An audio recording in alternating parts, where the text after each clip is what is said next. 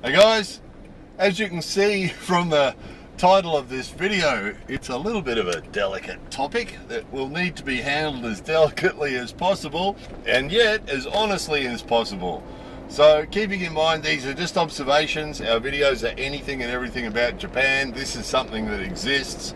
It's actually something that's presented itself a number of times recently, to the point where a couple of things happened today that meant that, okay, all right, I give up, I've got to make this video, as much as I don't want to. Some of you might have seen a video years ago we did called Contradictions and Paradoxes, talking about contradictions and paradoxes in Japan. Since making that video, and before that video, we made a lot of videos that illustrate that despite the fact that Japan is like this, you also have this. So this is another example of that. Despite the fact that Japan is dominated by old men, right? We've showed you a million examples of that. That, you know, most governments and organisations and groups and companies and systems are dominated by old men in Japan. They pretty much run the place. There are exceptions to everything that I'm about to say. There are exceptions. There are ladies at the top of different organisations in Japan. Tokyo has a lady governor. There's lots of, there are exceptions, of course, you know, but generally, statistically, the majority of the people who run Japan are old men. That's just the way it is, just a fact. So we have that situation. The other thing is that the image that a lot of people will have of Japanese ladies is that they are very sweet, and demure is often a word that you hear used, and sort of sweet and gentle and soft and cute, you know, is sort of the image that a lot of people have of Japanese ladies, you know. So when we keep those two things in mind, that Japan is dominated by old men and that Japanese ladies have an image for being soft and gentle, it will surprise some people to hear that there are a lot of ladies in Japan who dominate their families. And there are a lot of ladies in Japan who are aggressive. And just a couple of examples to start off. But what happened today to actually trigger this video was like the final trigger for this video, the final straw that broke the camel's back. Two things happened today. One was I was driving on a road near here, similar to this one, and a car came up behind really fast, and then right at the last moment changed into the lane beside me, came past and then changed back again. There was a bit more traffic at the time, and this car was just going backwards and forwards, cutting in and out between cars and cutting into really small little gaps, and really quite aggressive and too fast, too close, too dangerous, but very aggressive, you know. And but as is often the case with that sort of behaviour, it didn't do the driver much good. And we ended up, that car ended up stopped at a traffic light, a red light, and I came up beside it. And I'm always curious, when you get someone driving like that, I'm always curious who it is, you know, what sort of person it is. And I looked, and it's a lady, and I'm not surprised. I should have been keeping statistics on this, but it's amazingly common that when we do see a car, and I've said this in previous videos, that aggressive driving is not terribly common in Japan. And you'll know that from these driving videos. Pretty rare to see someone driving aggressively in Japan.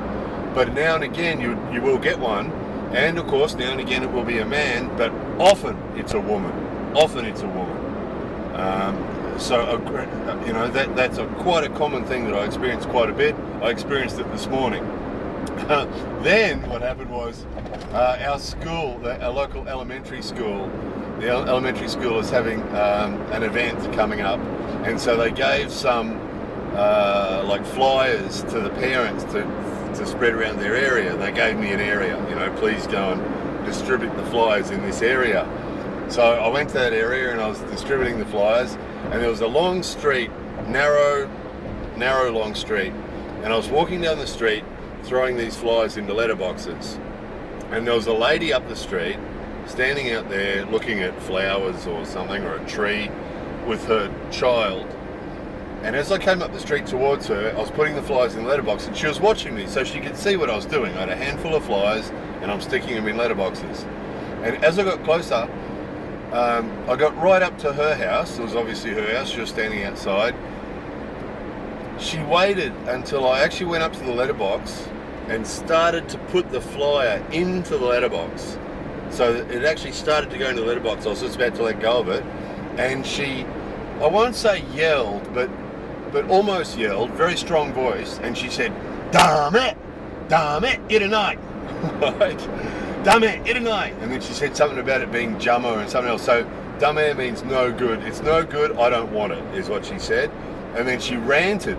She ranted with this really horrible, aggressive voice about how it was just jummo, it was just rubbish, or didn't want that rubbish in her letterbox. She had no idea what it was, incidentally. She wouldn't have known it was for the school, of course, but just ranted. And I mean, in Japan, quite often people have on their letterboxes little stickers that say they don't want junk mail or they don't want flyers. But there was nothing like that on her letterbox, right? And what was interesting about it was, it felt like she ambushed me, because she knew what I was doing. She'd watched me come up the street, and she could have easily, when I was still actually on the street, she could have said to me, oh no thank you, you know, and I wouldn't have even gone near her letterbox if she'd done that. But she actually waited till I got onto her property and was actually putting it into her letterbox, and then she went off with this rant. It was a real rant, and that's not the first time I've experienced that. I've experienced that before, and I've also spoken to guys. Sometimes I quote my Australian friend, sometimes I quote my English friend.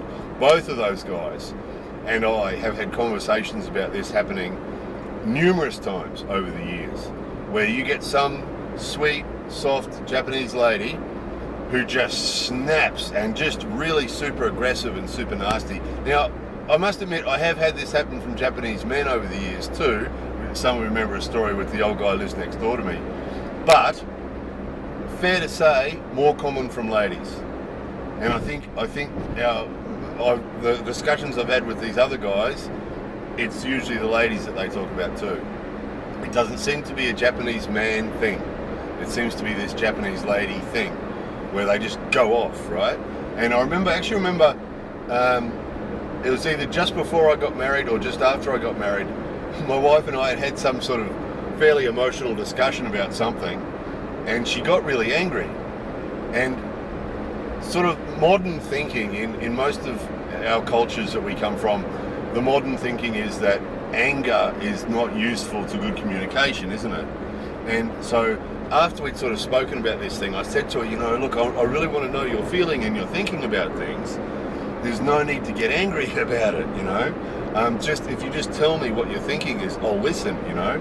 And at first, you know, it was difficult for her because Japanese relationships are different from most of our relationships from other countries, you know. So she wasn't used to having deep and meaningful conversations about things. And she said, this is a real eye-opener for me at the time. She said to me, it's normal for Japanese, no, not for Japanese. She said it's normal for wives to be angry, right? And it was real eye-opener, and that rings in my ears that she said that, because since then I've seen a million examples of that. Not from her, thank goodness. Just to finish that story, I said to her, she said it's normal for wives to be angry at their husbands, and my answer to her was, not if they want to have good relationships with their husbands. And we had a big talk about it. She, you know, to her credit, she's a wonderful person, and she's always been open to listening to my ideas or my thoughts on things. And I said to her that, you know, modern thinking in Western countries is, if we have open and honest discussions with each other without anger, it's better for communication, and that getting, you know, yelling at each other or getting angry at each other doesn't help to have a good relationship, you know. And that we should, I mean, it's natural, isn't it? Now and again people get pissed off about things, but generally our goal is not to, isn't it? Our goal is to try and have communication without getting angry, right? And it was a new concept to her, because all the mothers and wives that she knew yell and rant and rave at their husbands and at their kids. And it's really normal here. And the amazing thing is that usually it's hidden from other people, because doing that sort of behavior in public places where other people would hear it is not cool, right? Because that makes ripples, that upsets the harmony, right? So they hide that sort of behavior. So usually you don't see it, you don't hear it, which means our usual experience of Japanese ladies is that cliche that we were talking about before, that they're soft and gentle and they have sweet angel-like voices, you know, right? And usually when most of the experiences that we have of ladies here, Japanese ladies, is like that. You know, our friends and our family and our neighbours and all these other people, that when you talk to them, they're sweet and they're lovely and they're kind and they're gentle and really soft, right? But when you talk to their husbands or their kids, they do this thing where they take their 2 forefingers and put them on their head and point them up like horns, right? And that means oni, and oni is like a demon, right? And quite often you'll say, "Oh, how's your wife?" And they'll just do the 2 fingers up on their head, the 2 horns, and it means she's a demon, right? And it's referring to this ranting, raving, angry behaviour. Or they'll finish a story with that. So some guy will be telling you that he went out with his co-workers and I went here and I went here and I came home at 2 o'clock in the morning. And then he'll finish the story by just doing the 2 fingers. And that means that when he got home, his wife was angry at him, right? Actually, another one just came to mind. I went to a house recently to drop something off, and the guy invited me in, the father invited me in, the husband invited me in, and I went in and his 2 teenagers are lying on the sofa and he's all very relaxed, and there's just a different atmosphere in that house to what it normally is. And I said, "What's happening?" You know, and the wife's gone to her family home, right, in another city for the weekend. There was some reunion or something. And he said, "So we're all, you know, having fun and relaxed." And he laughed and the 2 kids laughed. And the three of them are having a good laugh at how relaxed they can be because the mother's not there, right? Which is really sad, isn't it? It's really sad that the demon's not there so we can relax. But it's really normal here. It's really, really normal. You don't see it usually. Now and again, the curtain will slip. So you'll have a neighbour or you'll be in a park somewhere and the curtain will slip and you'll get to see some mother will react and lose it at her kids or lose it at her husband. And you would not believe the difference. Those of you who've heard it, the difference between what you normally hear, the sweet, gentle, soft voice, and this horrible voice that's universal. They all seem to do it. Well, actually, I shouldn't say all, but it's really, really, really common. Really, really common. And you'll be in a park, and then suddenly you'll get this horrible Yoshi-kun! Yoshi-kun! Yamate! Horrible. For some reason, they think they have to use this really horrible, screaming, horrible tone. It's a really horrible tone. It's interesting because you get these universal. We've talked about manners of speech in Japan before on previous videos, and you get these universal things. So, for example, you walk into a shop, they always have to use this same voice, no matter what shop you're. Isamase, you know, and they make this same sort of singy song sound, right?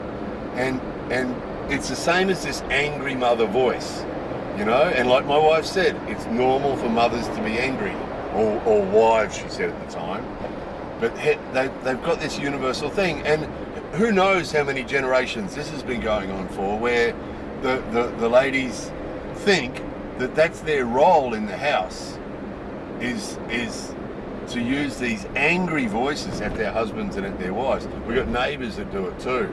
And usually when you talk to her in the street, she's got this sweet, singy song little angel voice. But now and again, you'll hear her hooking into the kids or the husband, and it's the same voice. We've got another neighbour who's got a Fifi that barks, and she does it too. And you get the dog going yang yang yang yang yang yang yang yang yang yang, and she comes out and screams at it, "One-chan! One-chan, Yamate!" It's horrible. I'm really sorry. I know it sounds really bad, but this is what it sounds like. It's not an exaggeration. It's not an exaggeration. So there's that, and then the other part of it is that it's really, really normal in Japan for the mothers to dominate the household. So So, and again, this is an observation. This isn't a criticism. And for the men and the women and the kids, it's all normal, right? And again, because for so many generations they've been doing it the same way, so it's normal for the ladies to run the household. So quite often they'll control the money, they'll control the bank account.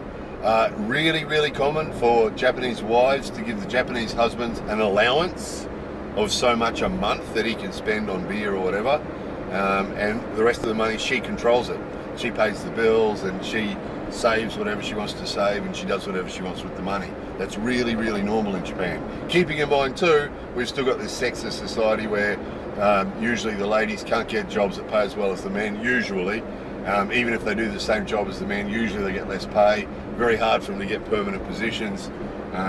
So there's a lot of discrimination still. So it's quite normal in Japan for the man to be the main income earner. But very, very normal for the lady to control the money. And this is, they'll make all the decisions about the household and everything else, about what happens with the kids and what they do. And I mean, generally, we do know exceptions to this. Of course, everything we ever talk about, there are always exceptions. But this is very, very common, and we see it all the time. We see it all the time. Recently I had some work done on the car, and the guy said, do you want to ask your wife first? She might not want you to spend the money. So the guy that owns the workshop where they do the car, where they do the work, I said to him, go ahead and do that. And do you want to check with your wife first to see if she's happy for you to do that? And isn't that interesting? See, that happened recently too. There's been things happening like this all the time that set this video off, because it's like there's another example of that, So it's interesting because, of course, a lot of people aspire to have a relationship. And I mean, there's nothing better than having a strong partner, is there? I mean, it's wonderful, isn't it, to have a strong, competent partner who has strong ideas and strong, confidence and so on. But I think fair to say most people aspire to have an equal relationship, don't they? Where neither of you dominates, that you sort of work together as a team and, use your various strengths and weaknesses to achieve whatever it is that you're trying to achieve, and, work together. And not have either partner dominate, I think would be, a healthy sort of a goal, wouldn't it, And I'm happy to say too, I don't like talking about my own personal stuff too much, but I'd be happy to say too, that's what goes on in our house. We've, over the years, to the credit of my wife, she's open-minded, and it's difficult for her to accept a lot of these foreign ideas, but to her credit, she can see if an idea has merit and has a good result. And generally we've managed to find that sort of balance where, I've got my strengths and she's got hers, and between the two of us we managed to take care of things fairly sort of reasonably and equitably, and fair to say neither of us dominate most of the time. Now and again she has things she takes the lead on and I just go along with it. Sometimes I take the lead on stuff and she goes along with it. That's fairly normal in relationships too, isn't it? And of course, we know other people that are like that too. We do know other people that are like that, Japanese people that are like that, Japanese couples that are like that. But we know a heck of a lot that are that I described with the dominating lady or the angry, aggressive lady. Sometimes just dominating, sometimes just aggressive, sometimes aggressive and dominating, right? And so they're really comfortable with it too. Usually the guys that do that horn thing, I know one guy who's a dentist that was talking about this recently, and he did the same thing. He's a very well educated, intelligent man, but when we were talking about his family, he did the bloody horn thing again, the demon. His wife's a demon, and apparently he's got 2 daughters and they fight all the time with the wife, And I said, how do you feel about that? Because I find that sort of behaviour quite upsetting, quite sort of disturbing. And he said, it's normal, I just ignore it, he said, and that's really common. That guy I was talking about before, that his wife had gone away and the family was all relaxed, he says that too. He says that he ignores it, And remember, we've talked about previously, actually I showed you once in a video, all the guys parked outside the convenience store at 9 o'clock at night. You'll have 5, 6 cars parked outside the convenience store at 9 o'clock at night, and they'll be watching TV in the car, watching TV, eating cup noodles, smoking, just doing anything that they want to do rather than go home. Because what they're waiting for, and I had a guy actually tell me this, that he does the same thing. He avoids going home, or they hang out at the office sometimes for as late as possible, and they know that the kids go to bed at a certain time, or the wife goes to bed at a certain time, and then they go home. And they're just avoiding it. They're letting that happen. They're letting the wife run the house, and the family goes about their thing on their own. I mean, this is a whole nother topic too, by the way. I've got a list. There's another video I want to make about some of this cold stuff. But that's really common too, is that the husbands are seen as the breadwinner, and that the wife's seen as running the family, and that the husband having almost no involvement in the family at all is quite accepted here, in fact quite preferred. That's coming up on a future video. We're working on that, and that's really common, you know. So this distance thing, you know, the wife's the boss, she runs the house, he's just basically bringing in the money, you know, is really, really common. Not always the case, but it is really, really common. So it's surprising, it really is. When you first start living here and you haven't seen it before, when you first start to see it, you know, I'm getting all these different examples coming in. I was in a house one time where the lady was in the kitchen and everything was just normal and quiet, and then she just lost it. She was just lost it, and she's just screaming. I think possibly what adds to this too is because outside in society they have to be so controlled, you know, and hide behind this curtain and can't show any emotion at all. It's not cool to show any emotion at all out in public. So I think that's possibly one of the reasons for this behaviour in the house, is that it's suppressed and suppressed and suppressed, and when they get in the house they feel they can just do this. And you know, the discussion about relationships or about psychology and things like that, those sort of discussions that are really, really common in a lot of our cultures now, you know, you'll see it on TV, you know, you'll go to a barbecue with friends and you'll all be talking about this sort of stuff, and you know, between the media and talking with your friends and things, you sort of work all this stuff out, don't you? You know, about how to have good relationships and healthy relationships and all that sort of stuff. Those sort of discussions, you just don't hear them in Japan. You don't see them on TV. People don't talk about it.